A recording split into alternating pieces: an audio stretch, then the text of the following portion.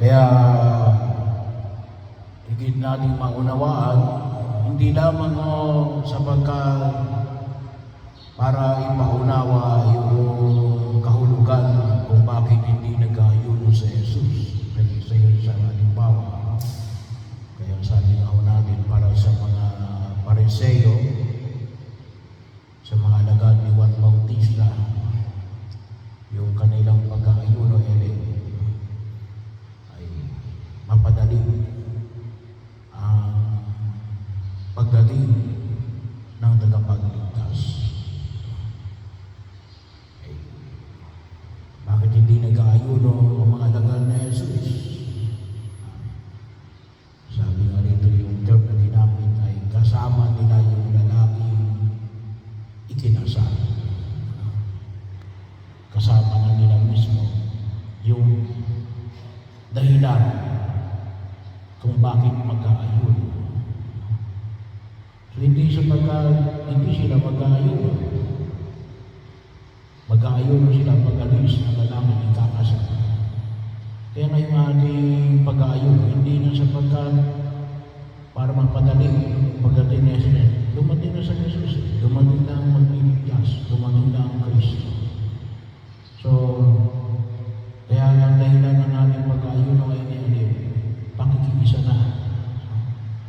Pakikiisa na sa paghihirap, pagkamatay, at later on, ang muling pagkabuhay ng ating Panginoong Hesus Kristo.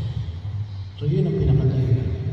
Pero yung pinakadahilan ay bagong alam, bagong sisilang malag. Yan kuminsan makita natin, ang simbahan ay tumaak sa mga landas na council, Vatican Council. Yung ngayon naman, synodality. Kaya ngayon din simula din ngayon ng conference na Catholic Bishops Conference of the Philippines. Sila ay nagmi-meeting twice a year. So, ngayon yung una para sa taong 2026. Hindi po ako nagkakamali, susunod yung mga July ata. So, twice silang nagmi-meeting para pag-aralan ng ilang mga tawagin nga natin ay mga bago, mga hamon na hinaharap ng daigdig na ito. At makita rin natin, minsan may mga tao pa rin hanggang ngayon, hindi nila naiintindihan. Kaya may ilan pa rin sa sektor ng simbahan na hindi nila naunawaan yung kadahilanan ng Second Vatican Council.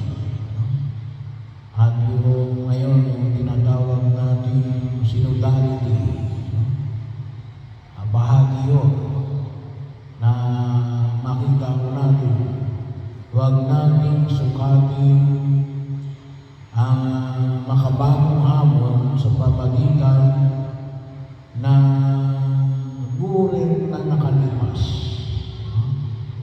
Kaya malalim sa bagong alak, bagong sisidlang balag. Ano naman natin yung sisidlang balag, sisira yun. Dahil ngayon, wala nang gumagamit ng sisidlang balag. Ang gamit na natin ay bote, plastic, ceramic, pero wala nang gumagamit ngayon yung sisidlang balag. After 2,000 years, iba kasi yung kaya sinabing sisidlang balag, kasi kapag nilagay mo ng alak ng sisidlang balag, nagkakaroon ng chemical reaction. Kaya anong sabi ni Jesus, kapag ginamit mo yung lumang sisidlang balag sa bagong alak, masasayang yung sisidlang balag kasi masisira. Sasabog yun. At matatapon yung alak. Kaya nga kuminsan nakita natin ang patuloy patuloy na pag-aaral. Hindi lang ako tungkol sa ating pananampalataya, ngunit ganoon din ako sa mga nakapaligid na siyensya o agam na kasalukuyang panahon. Kasi kung hindi, ay hindi natin magagamit ng maayos. Bahagi yun, no? Halimbawa, hindi mo alam kung paano gumana yung cellphone, hindi mo magagamit yung cellphone. Kaya para maintindihan mo, kinakailang malaman mo saan ba ginagamit yung cellphone para maging bahagi ng pagkilos. Kung minsan, sinasabi ng iba ng mga lolo at lola yung sa mga pagkagagamit ng cellphone, ay hindi ka naman gumagamit ng cellphone, ay hindi mo rin malalaman kung paano ba masasabi mo. Kaya, yung hamon, para magamit natin ng maayos at pakinabangan natin, ay kinakailangan natin na pag-aaral na makita natin itong mga bagay na ito. Hindi lamang sa larangan ng ating pananampalataya, ngunit kung paano natin ilalakad yung ating pananampalataya sa makabagong panahon. At kung paano natin higit na makikita ang mga makabagong panahon na sumasang-ayon sa pagkilos na pinahalagahan din ng ating pananampalataya.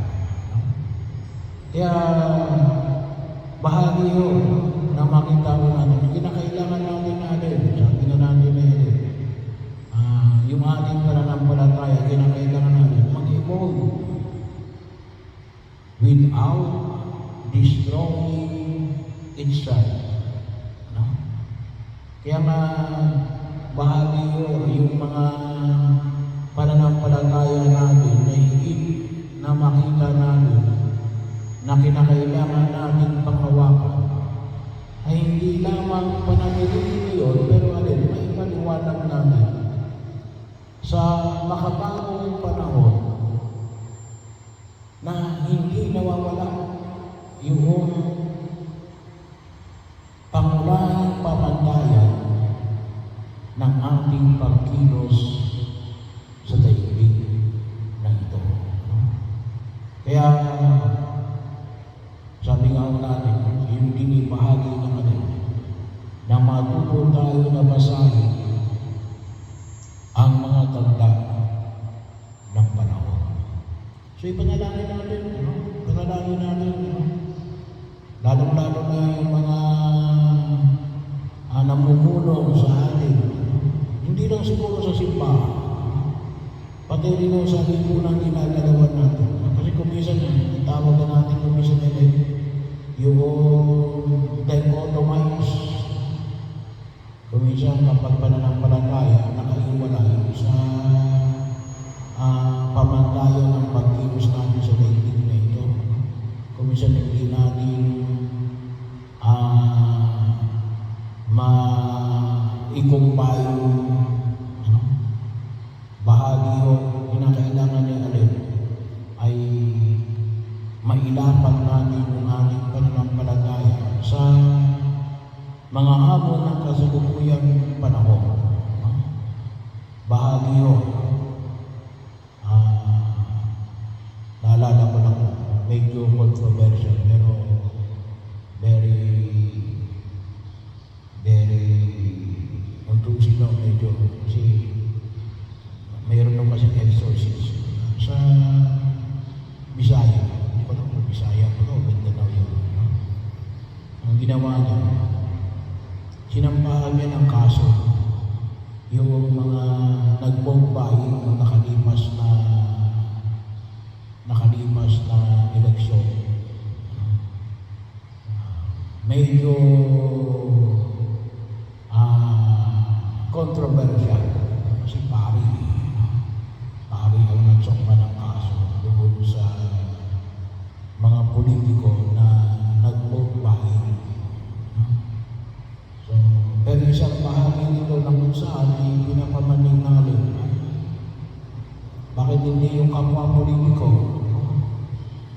Pero siguro, gawa ng kanyang pamantayan natin. No? Kasi kung minsan gusto natin ng pagbabago, gusto lang natin, ano lang, tawagin na natin ni Alin lang, ay wish ko lang.